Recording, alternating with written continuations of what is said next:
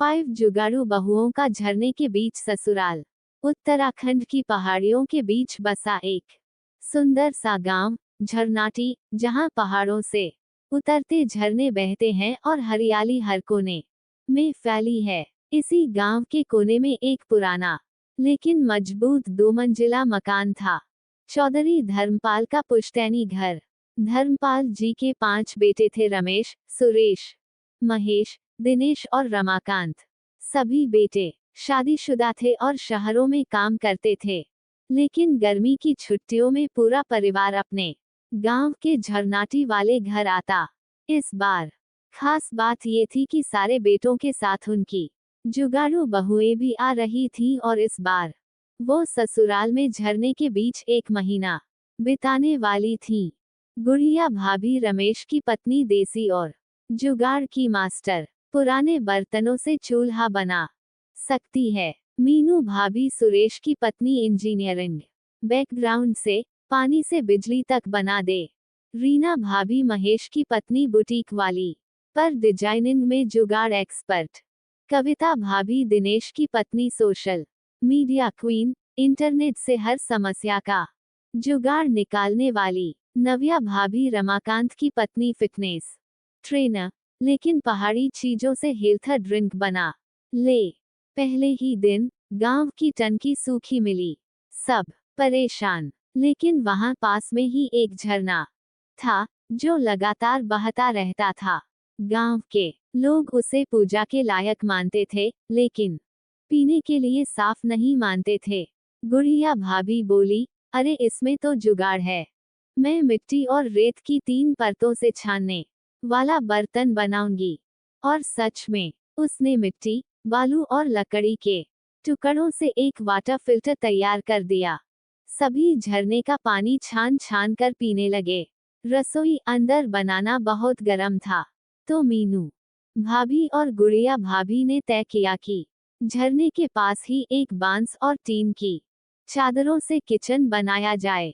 मीनू भाभी ने लकड़ी की छड़ी से बांस काटे और एक झरने की ओर खुलती हवादार ओपन किचन बना दी। गुड़िया भाभी ने झरने के ठंडे पानी से सब्जियां धोने, चावल भिगोने और ठंडा रखने का प्राकृतिक फ्रिज भी बनाया।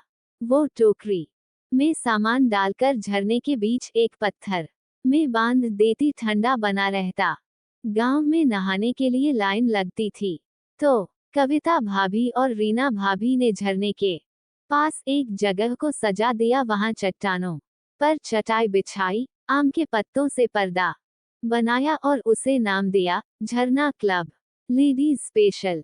हर दिन सभी महिलाएं वहां कपड़े धोती, नहाती और झरने के पानी से बाल धोकर फोटोज खींचवाती। कविता भाभी ने तो इंस्टाग्राम पर रील बना डाली। झरने की ठंडी ठंडी फीलिंग, पहाड़ी बहुओं का देसी स्पा। गांव में बिजली चली गई थी। गांव वाले मोमबत्ती जलाने लगे। तभी मीनू भाभी बोली, जब झरना बह रहा है तो बिजली क्यों नहीं बन सकती। उसने झरने के बहते पानी से एक छोटा सा टरबाइन बनाया, प्लास्टिक की बोतल, वायर और साइकिल डायनामो से मिलाकर, और मोबाइल चार्जिंग व रात की लाइट की व्यवस्था हो गई। झरने के पास कपड़े सुखाना मुश्किल था, क्योंकि तेज बहाव में उड़ जाते थे, तो रीना भाभी ने झरने के पास बांस की खूंटी पर रंग बिरंगे कपड़ों से झरना बुटीक खोल लिया। सभी गांव की महिलाएं उनके डिजाइन किए पुराने कपड़े पहनकर झरने के किनारे फोटोशूट करवाने लगीं। अब गांव की लड़कियां पूछने लगी, भाभी जी, झरने के कपड़े कितने के। गर्मी में सबको कुछ ठंडा चाहिए था।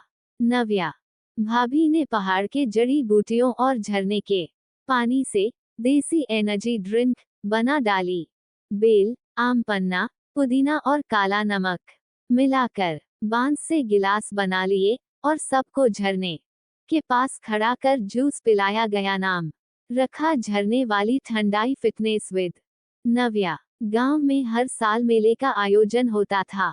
इस बार गांव वालों ने 5 बहुओं को झरने को सहेजने और उपयोगी बनाने के लिए सम्मानित किया। पुराना झरना जो सिर्फ पूजा तक सीमित था, अब गांव का जीवन स्रोत बन गया था।